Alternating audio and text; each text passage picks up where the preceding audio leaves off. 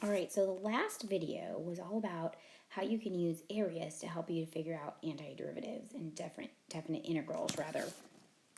Definite integrals, again, are integrals that have upper and lower limits. So we're going to talk about a few properties, and hopefully they make a little sense. So I'm going to draw a little quick picture of some random function. I just randomly did it. I'm going to make that A. I'm going to make that B. I'm going to make that C. I don't know why I put my tick mark up on the graph. I'll draw little lines. What the heck? Why not? Okay. So here's the deal. If I do the area from A to A, basically that's a line segment. It's not any area. So that is always 0. It's like saying, what's the area right here? Well, none. Okay. The area from A to B, you can also say is the opposite of the area from B to A of f of x. Don't forget your differential. So in other words, if these numbers are switched, like I mentioned in the last video, that these numbers always don't have to be low to high, but they do if you're going to find area. Basically, if I'm going from B being my lower limit, to A being my upper limit, because that's the lower one, right? It's the lower one, and that one is the upper one. It's making my base of my area, strange area, it's making it negative because I'm going backwards. So I'm measuring my base backwards, so it has a negative base. So it's the opposite. All right, and if I'm going from A to C in this picture, I can go from A to B, and then B to C, and add those two pieces together. So I can do them in small pieces. And actually, we did that last time with our absolute value graph, that we said, all right, I'm going to split it up into two trapezoids and add this trapezoid plus that trapezoid. Same deal. Don't forget your differential. Also, since these are technically Riemann sums, right? These are sigmas, that funny E-looking sigma. That's what this sigma sign means. Since they're technically Riemann sums with limit as n goes to infinity, you can take out any constant terms. Now, that has to be a constant. It has to be a number or something that represents only a number, nothing with a variable in it. But if that is a non-variable piece, you can take it out of the antiderivative and just do the antiderivative without it and multiply it in at the end. Also, because it is a Riemann sum, because it is a sigma, but with an n approaching infinity, an infinite number of rectangles, since this is really just a Riemann sum, it's just a summation, you can do these pieces separately. You can just use our sum rules from that one of those last videos, and you can just do each piece at a time. All right, so those are some of our properties for definite integral. So let's use them. If I'm finding the area under this curve and I'm going from 4 to 4, if I draw it, I start at -1, I go up 3 over 1. It doesn't matter if I'm starting at 4 and going to 4, the area is 0. Done. Okay, if I'm doing this guy, but notice that the upper limit is actually smaller than the lower limit, we have to do the opposite of whatever the integral from 0 to 3 is. Oh boy, can you not read that at all? Let me try that one more time. The opposite of the integral from 0 to 3. So I'm going to draw my little picture. It starts at 2. I go up 1 over 1. It's something like that. I'm going from 0 to 3. And so if I put in 3 into my 3 plus 2, if I put that in my function, I'm up here at 5. That height is 5, and this is 2, and that's 3, and this is a trapezoid, so base 1 plus base 2, right? 5 plus 3 divided by 2 times 3. That's 21 over 2, that's 10.5. Okay, so 10.5. So that's my area, but since I'm going from 3 to 0, right, I start at 3 and go to 0, it's opposite. My answer for this ends up being negative. So just because it's above the curve does not mean the antiderivative, the integral, the definite integral, has a positive value. It also depends on what order those numbers are in. If the numbers have the lower limit being greater than the upper limit, you will also get a negative solution for your definite integral because the base is negative. You're measuring it backwards, negative. Okay, this last one, and I'm going to erase a little bit of my craziness because you can't see, is I'm finding the antiderivative from -1 to 1 of an absolute value. Now, one of the nice things, that's an even function. Remember, even functions are the same on both sides of the axis? I know that these two pieces are the same, so I could just find one of them. Now, you can do two, but I really can just find one and double it. Since I'm going from -1 to 1, that's 1 and that's 1, so I have an area of 1 by 1, but it's 1/2 since it's a triangle, excuse me. So my area is 1/2. So for just one of these triangles, I get 1/2, and the other I get 1/2, and you can actually add them together and just get 1. 1/2 plus 1/2 makes 1. So also, you can use these properties to be able to do definite integrals of this whole dude using pieces that you might not know. Now, this one we could definitely do. This one we could definitely do because technically there's a 1 there, so that's a constant function. So you could do those. I told you what each value is. This one you could draw that line and you could do it.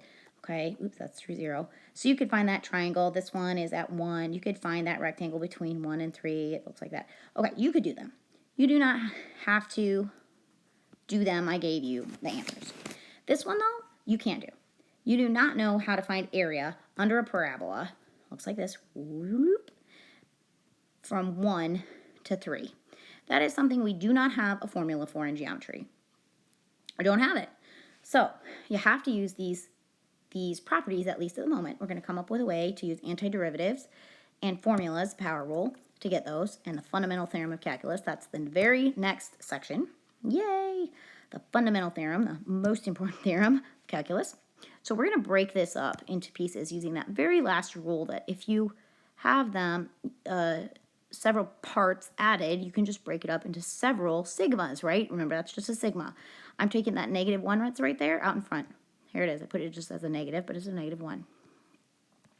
dx. You have to have a dx for all of them, right? That's distributing through. Okay, even if the parentheses aren't there, it distributes through. Probably to be more technically correct, you should put it. I'm going to put the 4 out front because you can. 1 to 3 x dx. Up, that's a minus. I'm going to erase that and whoopsie, that's not an eraser. Erase that and put my minus sign. Minus 3 integral dx. And it's also from 1 to 3. Yes, you need your limits, just like you have to put them on the sigma. This is a sigma. It's a sigma. It just has a limit implied in there, even though I didn't write it. It's there. That's what that sigma means. So now I can just use my properties. I know that this part is -26/3. So I can replace it. Bring the negative down. Okay, bring that negative right on down. And this part right here, I told you it. Now that's one we couldn't do. The rest, technically, you could have figured out. Plus, now this one, I have the 4 in front. I brought it out because you can. That's that rule with the k integral f of x dx. You can bring the k out in front. As long as there's not an x attached. You cannot bring a variable out in front or you will have major issues. Believe me, I did it when I remember doing it distinctly. I'm sure I did it. But you know that this part is 4. So this part right here is also 4. So this guy is the 4 I brought down. This is the 4 from this formula. Here, even though I didn't write it, there's a 1 there. That's -3. And that part is 2, right? I replaced it with 2. So now it's just arithmetic. Get your answer. Hopefully when you did that, you got 1.3 repeating or 1 1/3 or 4/3. And there you go.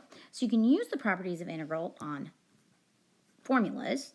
Okay, you can apply, if you know parts, you can apply it to formulas, or you can use your graph, or you can use just the properties in general to come up with other values. So, moral, the area from one spot to the same spot as 0, there you haven't moved any, you don't have any area. If you flip-flop the limits of integration so that the bigger number happens to be the lower limit, you can get a negative antiderivative negative integral, I should say. And if you have pieces that are doubled, for like even functions, you can just do 1 and double it. All right, so if I'm going to find the value of each of these down here using these givens up here, some of them we can, some of them we can't. So this first one right here, notice that the limits of integration are flip-flopped. The bottom is greater than the top. So we could potentially have, it's definitely going to be the opposite. It doesn't necessarily mean it's negative, because if it was negative in the first place, now it becomes positive. So I'm going to write the property out. That is what I'm going to do. So up here, I notice that that value is -2. So I can substitute in negative, and then that part that I had taken out is -2. So this answer ends up being positive. So because the original one must have had more area below the axis than above, this one ends up being opposite of that answer. All right, so moving over to the right, I actually am going to go straight down instead. Now this one has a 3 out in front. I'm going to change colors. This really doesn't show up well. Red. All right, so this one has that 3 out in front. So I'm going to write the property. I can do this by taking the 3 out in front and then look for my formula for 1 to 4 f of x dx. So this is 3.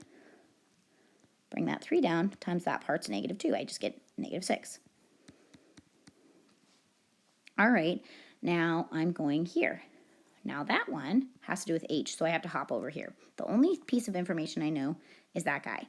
Now, this one goes from -1 to 1. This one goes from -2 to 2. No, you can't just say it doubles. That doesn't necessarily happen.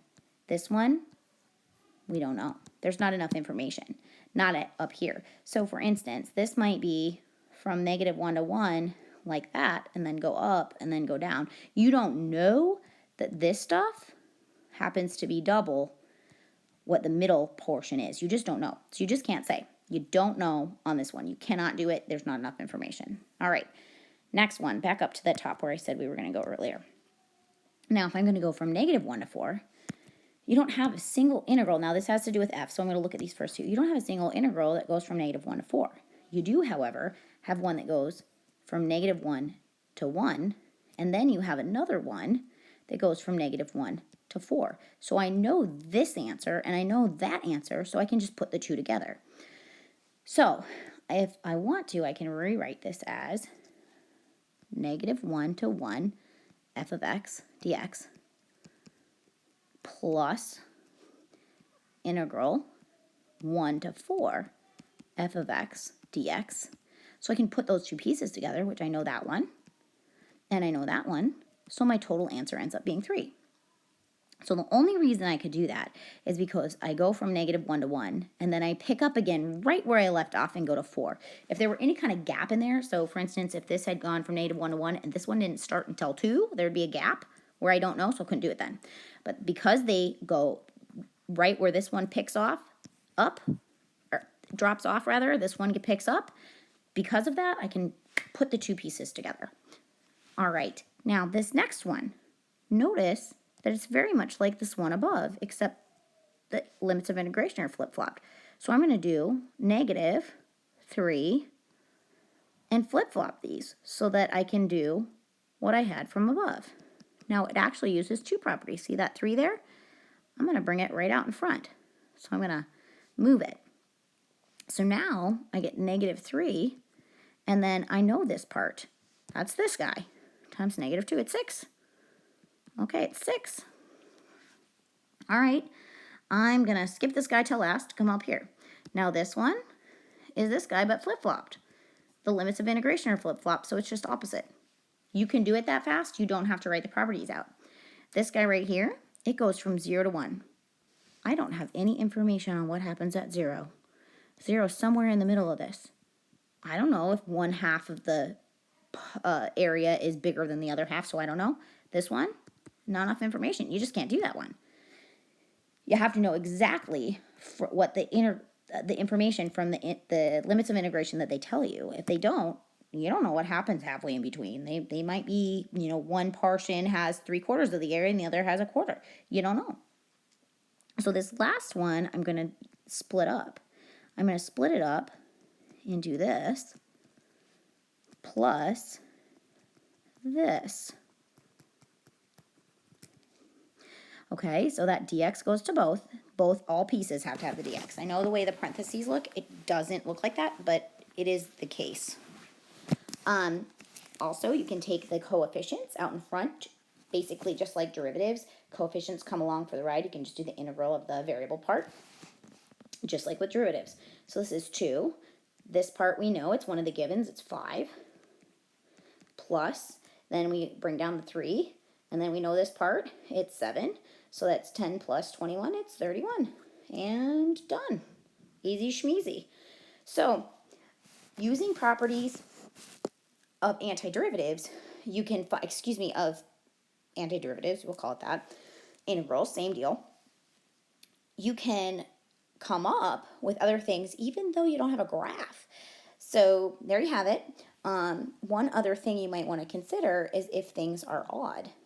If I have an odd function and I do like this, and I go from, say, -3 to 3, this is, I was trying to draw a cube, x cubed, that these guys cancel out. So if you have an odd function, just like we talked about even functions, those parts that are negative are going to balance out with those parts that are positive. So remember, odd functions have to be symmetrical about the origin. All right, so the next video is actually on the calculator, so you're going to need your calculator. It's a nice, quick way to check things. These problems here, for instance, you couldn't do with a calculator, but all the other ones that I've shown you so far, you could check with a calculator and get a pretty close estimate, if not an exact answer. Just keep in mind, when you use your calculator, it actually does all these summations, and it gets close enough. And once it says, hey, my left and my right, or my upper and my lower are close enough, I'm just quitting. So it might give you 5.22 or 5.0000000001, and they mean 5. It's 5. So just keep that in mind. All right, good luck and come to Zoom with questions.